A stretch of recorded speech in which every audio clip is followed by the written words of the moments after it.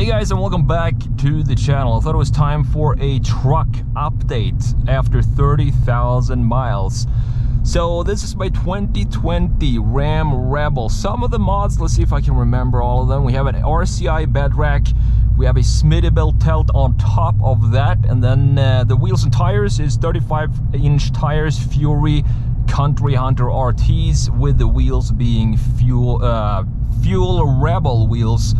18 by 12.5 with a -18 offset. And under the hood, the only thing I did under the hood is just to have a K&N air filter under there to give it a little bit better breathing when you're stepping on it. So what I want to do in this video is talk about the maintenance, any issues I've had, the wear and tear on the interior after 30,000 miles, and just overall how I feel about this truck. So the thing is, I'm not gonna, let you yeah, I'm not gonna drag it out. This truck is by far the best vehicle I've personally ever owned. I think it does everything I needed to do, and it gets me where I want to go without any issues whatsoever. And you still have a lot of power and performance under the hood with 400 horsepower.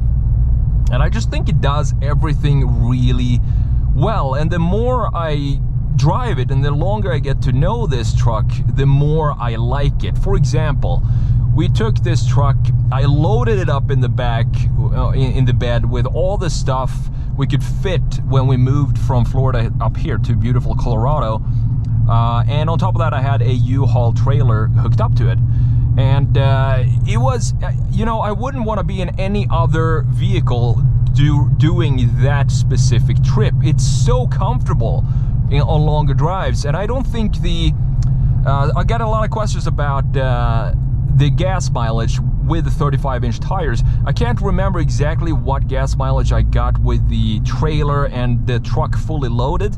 I think it was maybe around 11, 12, something like that, which is not bad, because essentially going from Florida to Colorado, you have almost like a constant little climb all the way here. So you're going uphill most of the way.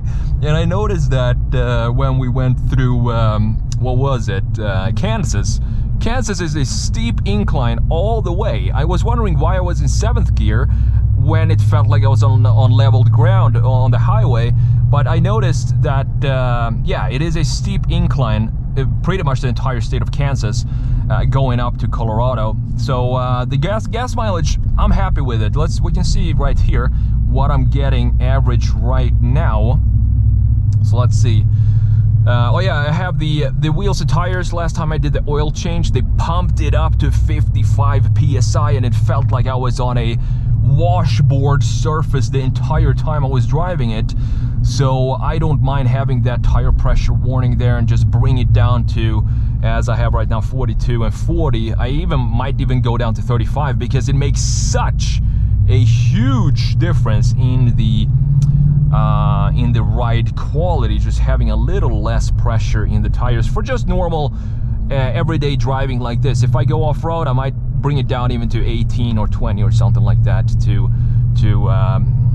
take the punches a little better than that. So let's check the fuel economy here. So right now I'm at 13.2. Hopefully you can see that. That's the average gas mileage with this entire setup, with the tent on the back and the bed rack and the leveling kit. I forgot to mention that if you want to have 35-inch tires, you need to have a leveling kit, at least a leveling kit on your Ram 1500s. If you want to have it fit properly, you're still gonna have to do some cutting. I have some videos on that here on the channel, explaining every single mod I've made to the truck, and also the installation process of every single mod as well, right here on the channel.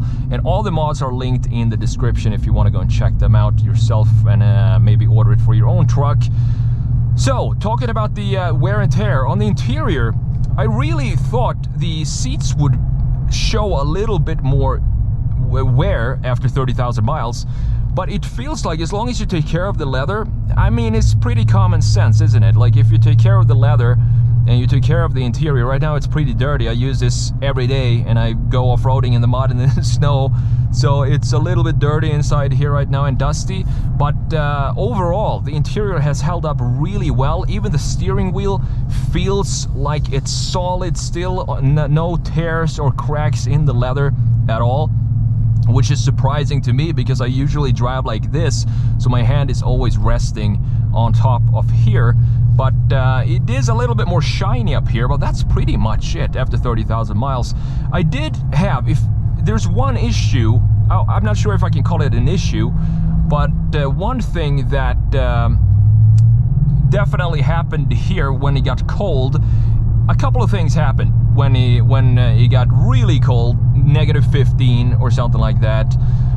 One thing is that the windshield started to creak a little bit when it's really cold, and the rear suspension started to squeak when I went over you know, small bumps or kind of smooth bumps in the road. So those are two things that I noticed happened when it got really cold. Another thing that happened shortly after the move here was that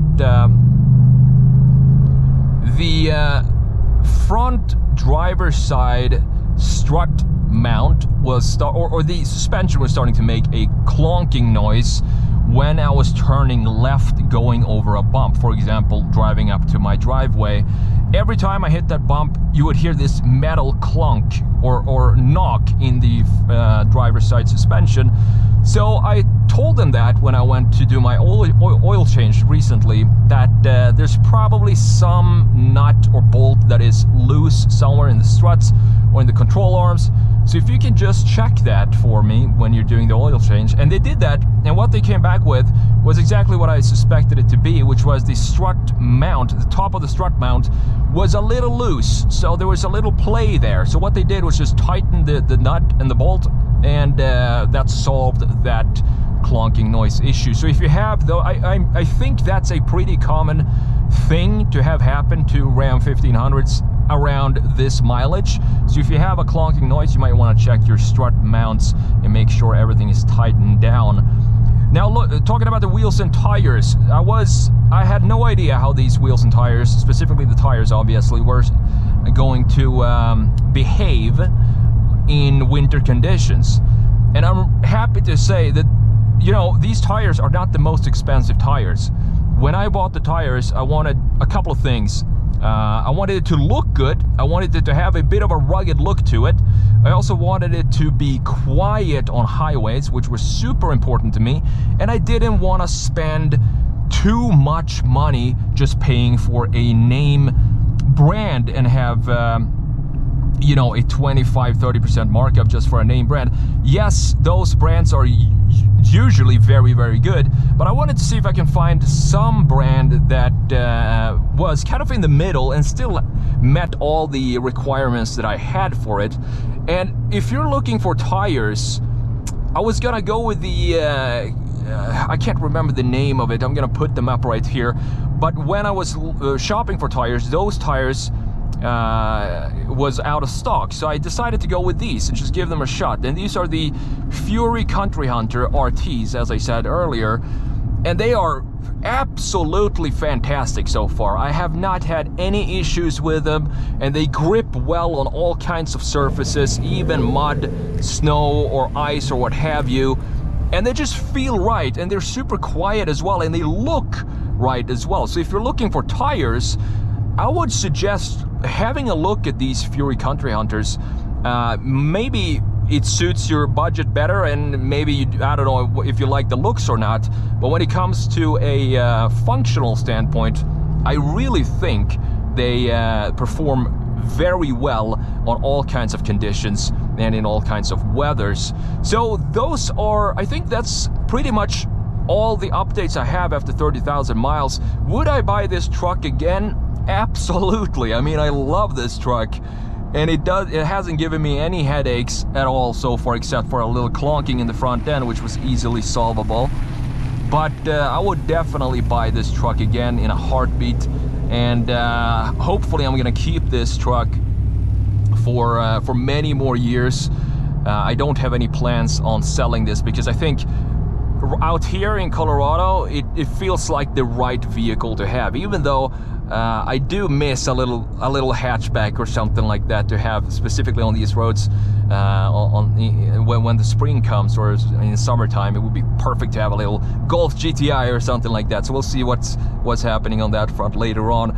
That's it for this video. If you have any questions about the truck, the mods, anything you want me to make a video on, explain further, if you're into, if you're looking to buy a Ram 1500 or maybe even a Rebel, you can ask me anything you want and I'll be more than happy to try and make a video on it answering your questions. Thanks for watching and I'll see you in the next video.